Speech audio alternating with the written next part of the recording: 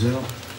Monsieur le Président, chers Dimitri, Mesdames et Messieurs, chers collégiens et collégiennes, chers lycéens et lycéennes, chers amis français.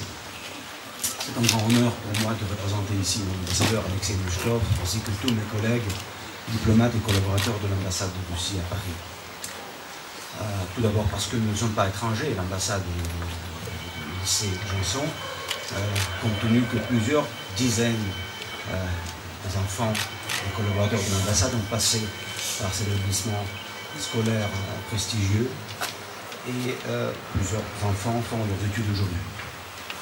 Deuxièmement, nous sommes particulièrement sensibles à toutes sortes de cérémonies de commémoration qui rendent hommage à nos héros tombés sur le champ d'honneur pendant la Deuxième Guerre mondiale.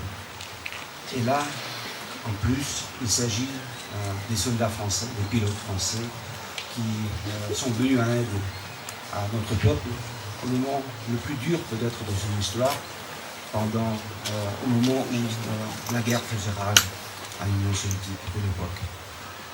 Voilà pourquoi nous considérons ces pilotes français comme nos héros. Ce sont nos héros communs. Ils appartiennent à la fois à l'histoire de la France et à l'histoire de la Russie. Monsieur le Président, vous avez parlé de ce travail de mémoire. Sachez que ce travail ne s'arrête jamais en Russie, il ne s'arrêtera jamais. Pourquoi? Parce que la Deuxième Guerre mondiale, qui est pour nous tout d'abord la grande guerre patriotique, à côté contribue absolument inimaginable pour tout le peuple de l'Union soviétique. Et je rappelle ce chiffre à tous les présents et surtout à nos enfants, 27 millions d'hommes et de femmes, Russes, Ukrainiens, Juifs, Tatars, Arméniens, Géorgiens et d'autres représentants du peuple multinational de mon pays.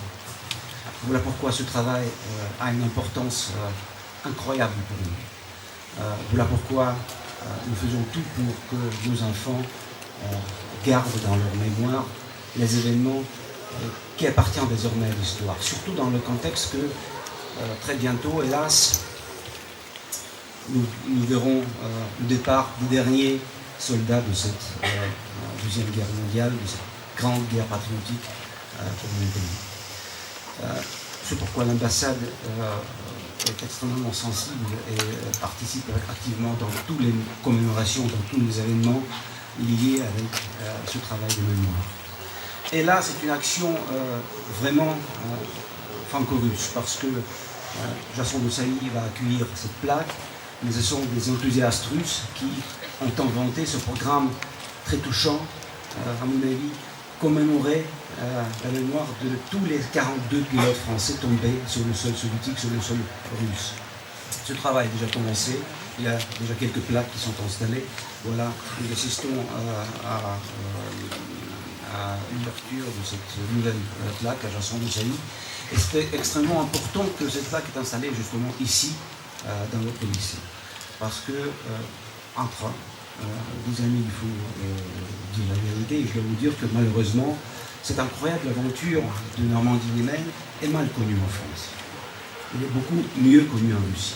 Donc il faut faire tout pour que nos enfants, pour que les enfants français notamment ici, connaissent cette histoire qui unit nos deux peuples. Garde cette mémoire pour les générations futures.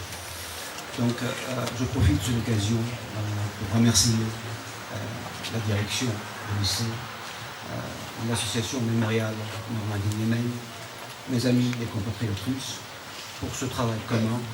Et j'espère que nous allons voir dans l'avenir l'installation de tous ces 42 plaques pour que la mémoire de ces pilotes français qui sont partis si loin pour participer dans la guerre dont le résultat n'était pas encore clair en 1942 quand ils sont arrivés à l'Union soviétique et qui ont tombé sur le champ d'honneur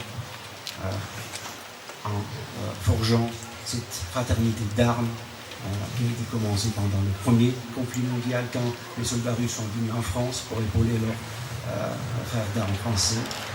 Les pilotes français ont en quelque sorte rendu cette tête en venant à l'Union soviétique pour de nouveau participer dans la lutte commune contre l'ennemi commun.